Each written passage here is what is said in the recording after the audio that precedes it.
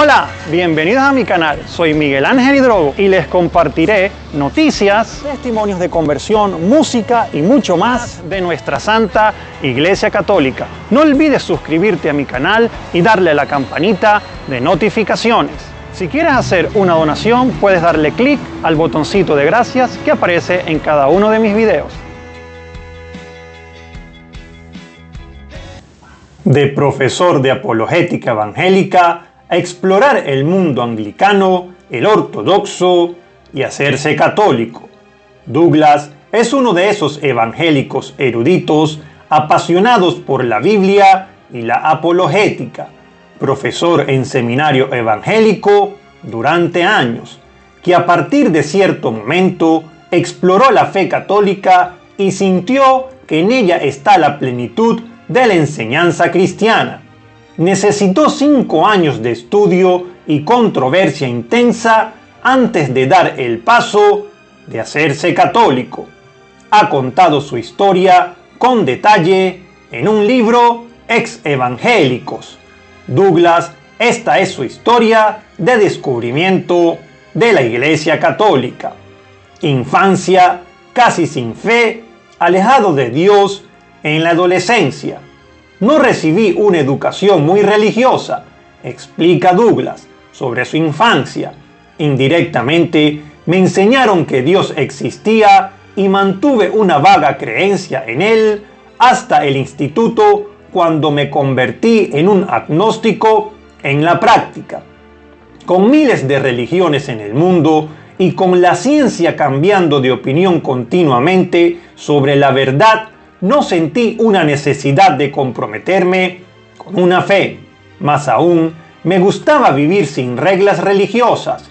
Me parecía que si algún cristiano intentaba evangelizarme, nunca podrían responder adecuadamente a mis preguntas. No pensaba cambiar mi vida si no tenía buenas razones para ello, recuerda Douglas. Sin embargo, él creía en la verdad, que uno debía buscarla, reconocerla, aceptarla cuando había datos suficientes. El último año de instituto conoció a un par de cristianos evangélicos que conocían de verdad su fe y rápidamente destrozaron mis argumentos contra el cristianismo. Mi increencia se convirtió en algo que dependía ya de solo mi voluntad y no tardé mucho en rendirme y aceptarlo. Recé pidiendo el perdón de Dios y poniendo en Jesús mi confianza para ser salvado. Apasionado por la apologética, al seminario evangélico. Ese verano se apuntó a hacer un trabajo en un campamento cristiano de vacaciones y allí empezó a aprender sobre la fe. Se animó a estudiar teología en la universidad, especializándose en apologética, la defensa argumentada y razonado de la fe, la Biblia, las posiciones cristianas. Le gusta recordar la frase de San Pablo en 2 de Corintios 10:5. Destruimos argumentos y toda altivez que se levanta contra el conocimiento de Dios. Ganar almas implica a menudo destruir los argumentos malos y falsos que alejan de la verdad. Como joven profesor casado, aprendiendo y dando clases de apologética, pasó años que recuerda con alegría, en los que hizo amistades para toda la vida, años divertidos e intelectualmente satisfactorios. Fue profesor, responsable de educación a distancia, empezó sus estudios de doctorado, fue ordenado como pastor, le publicaban libros y acudían a prédicas a iglesias, retiros y campamentos de todo el país. Sentí que casi había llegado al estatus de rockstar evangélico. Bromea. Primer contacto con la fe católica. Todo parecía ir sobre ruedas hasta que un compañero que había estudiado exactamente lo mismo que él anunció que se había hecho católico.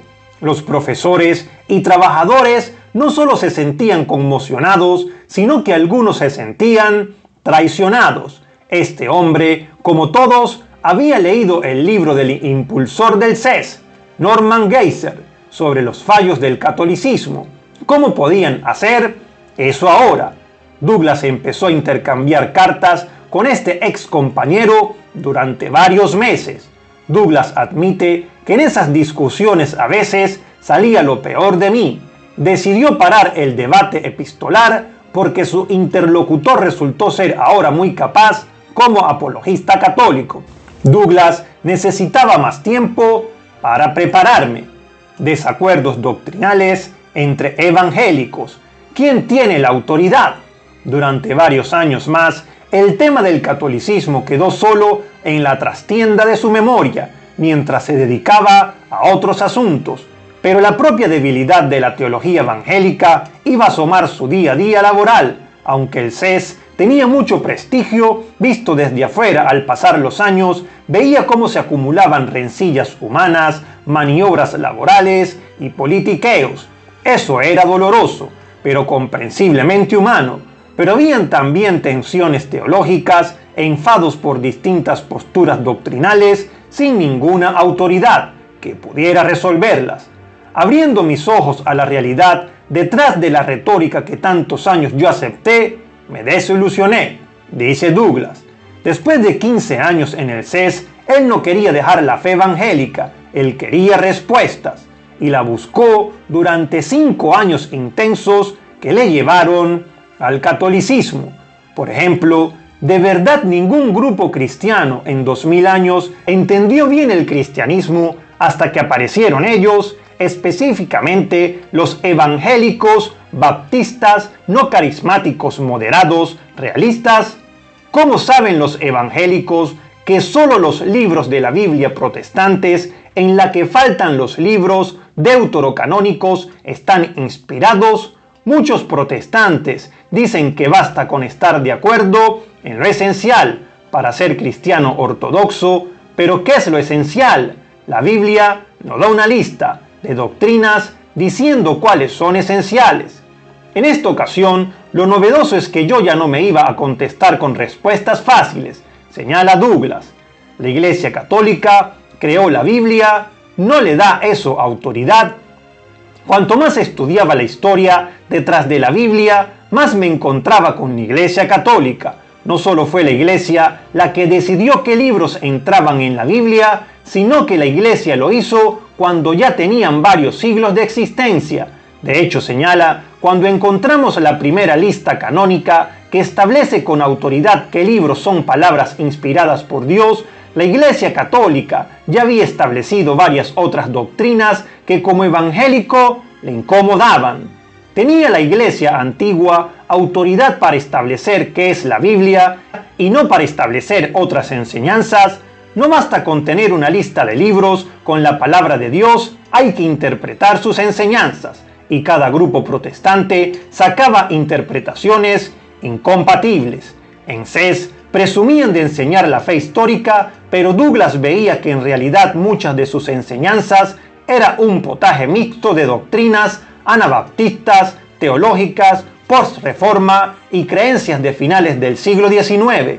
Podían ser correctas o no, pero no parecían la fe cristiana histórica. Sin una tradición infalible y con autoridad de verdad, no había forma de interpretar los textos. El cristianismo sería devorado por el relativismo. ¿Cómo encontrar lo esencial? Al menos con los credos antiguos y un canon de la escritura, pero todo eso lo daba la Iglesia antigua.